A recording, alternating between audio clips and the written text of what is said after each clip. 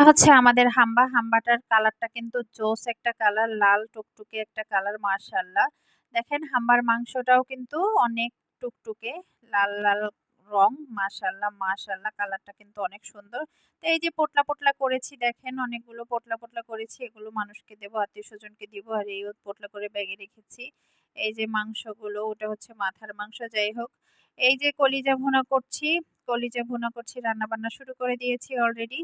তো কলিজা ভুনা খেতে কে, কে পছন্দ করেন? আমাদের বাসায় আমি মানে শক্ত, শক্ত যে কলিজাটা ওটা বেশি পছন্দ করি।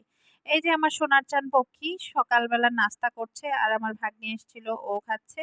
তো এই যে আমি রান্না-বান্না শুরু করে দিব। এই যে মসলা-টসলা আমি কেটে কুটে বেটে নিয়েছি। তো এখন হচ্ছে মাখানোর পালা। তো এই যে মাখিয়ে মানে ধুয়ে নিয়েছি। এরপরে হচ্ছে আমি আরটু মানে পানিটা ঝরিয়ে নিচ্ছি। পানিটা ঝরিয়ে নিলে যেই আজকে যেহেতু কুরবানির মাংস সেহেতু কিন্তু তাড়াতাড়ি ভাই সেদ্ধ হয়ে যায়। আপনারা সবাই জানেন যেহেতু কুরবানির মাংসটা কিন্তু তাড়াতাড়ি সেদ্ধ হয়ে যায় অন্যান্য মাংসের তুলনায়। আর এটা খেতেও কিন্তু আলাদা একটা টেস্ট আসে যেটা অন্য কোনো মাংসের ক্ষেত্রে আমি এই টেস্টটা পাই না। যে একদম মানে কুরবানির মাংস যেই সফট যেই একটা মানে মজা বা যে কোনো কিছু বলেন এত মানে এত ভালো লাগা কিন্তু পরবর্তীতে আর মাংস রান্না করলে হয় না। কুরবানির দিন যে মাংসটা রান্না করা হয় ওটা এত সফট হয়, এত মজা হয় খেতে যে বলে বোঝানোর মতো না। যাই হোক তো ধোয়া কোটা মাংসও আমার শেষ।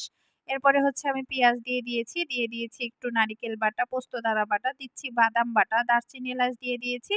আর দিয়ে দিচ্ছি হচ্ছে জিরা বাটা, আদা রসুন বাটা। তো এরপরে দিয়ে দিচ্ছি পরিমাণ মতো লবণ, দিয়ে দিচ্ছি হলুদের গুঁড়া। আজকে মাখিয়ে চুখিয়ে বসাবো পুরা মেজবানি স্টাইলে। তো এরপরে হচ্ছে সরিষা তেল দিচ্ছি। সরিষা তেলটা কিন্তু মানে মেজবানি মাংসে ইউজ করে। যাই হোক আজকে আমি সরিষা তেল আজকে না আমরা সবসময় সরিষা তেলটাই খাই। যাই হোক এরপরে হচ্ছে ভেতরে আটটি তাই আস্তে, আস্তে মানে মাখাতে হচ্ছে। কখন আবার হাতে খোঁচা লেগে আমার হাতের ১২টা বেজে যায়। তো এই যে দেখেন মাংসটা কিন্তু হয়ে গেছে। মাশাআল্লাহ, মাশাআল্লাহ, মাশাআল্লাহ সেই কিন্তু একটা কালার আসছে দেখেন। পুরাই বিয়েবাড়ির মানে স্ট্রাকচার মাংসের, মেজবানি মাংসের স্ট্রাকচার দেখেছেন? তেল বের হয়েছে, কোনো রকম পানি ঝোল না, একদম মাখো, মাখো ঝোল। ২ টা মাংস রান্না করেছি। একটা আমাদের বাসার জন্য, আরেকটা হচ্ছে ননদিনীর জন্য। দেখেন ২ টা মাংসই কিন্তু একদম মাখো, মাখো ঝোল, কোনো পানি নেই। মাশাআল্লাহ অসাধারণ একটা কালার আসছে। এই দেখেন আমার রান্না-বান্না ২ ড্যাগে শেষ। তো মহিলা মানুষ তাড়াতাড়ি খাওয়ার কোনো জোই নাই। কাজবাজ সব শেষ করে যেহেতু আজকে কাজের মহিলাও আসে নাই। তো আমি আজকে হচ্ছে আ সবকিছু কাজবাজ শেষ করে প্রায় ৫:৩০ বাজে, ৫টা বাজে খেতে বসেছি। মহিলা মানুষ তাড়াতাড়ি খাওয়ার কোনো সিস্টেম নাই। সবাইকে খাইয়ে-দাইয়ে সবাই কিন্তু খাইয়া ঘুমও দিছে একলাচা। আর আমরা খাচ্ছি বেলা ৫:৩০ বাজে। তো আমি কিন্তু প্রচুর ঝালখোর, অনেক ঝাল পছন্দ করি। তো বোম্বাই মরিচ নাই। বোম্বাই মরিচ আমার সবসময় লাগে। তো এর জন্য কাঁচা মরিচ নিয়েছি।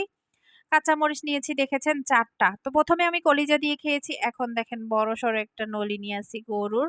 যাই হোক, কুরবানির মাংসের গরুর নলি খাবো না। সেটা কি করে হয় দেখেন, দেখেন। কপালে না থাকলে ঘি ঠকঠকাইলে হবে কি? এর মধ্যে কোনো মজকই নাই। আল্লাহ হাফেজ, টাটা।